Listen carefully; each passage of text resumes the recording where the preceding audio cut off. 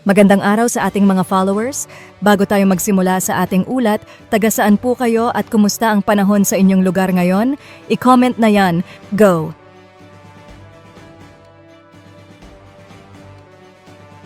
Salamat. Ngayong Saturday, January 17, 2026, may update po tayo kay Bagyong Ada. Ayon sa Pag-asa, kaninang alas 4 ng madaling araw, ang sentro ng bagyo ay namataan sa layong 175 km silangan ng Juban, Sorsogon.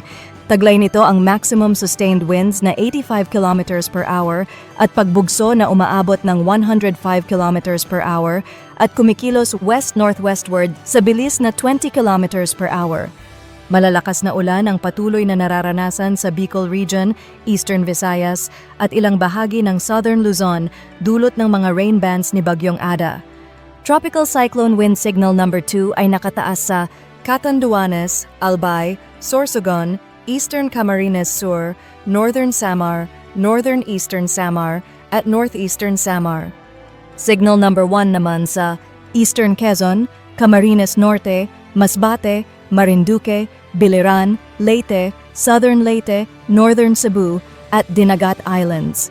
Gale warning ay nananatiling nakataas sa eastern coast ng Bicol at northern Samar.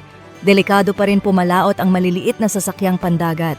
May storm surge na posibleng umabot ng 2 meters sa mga baybayin ng Albay, Catanduanes, Sorsogon, Samar, Northern Samar, Leyte, Masbate at Biliran. Pinapayuhan ang lahat na manatiling alerto, makipag-ugnayan sa LGU at mag-monitor sa ating updates.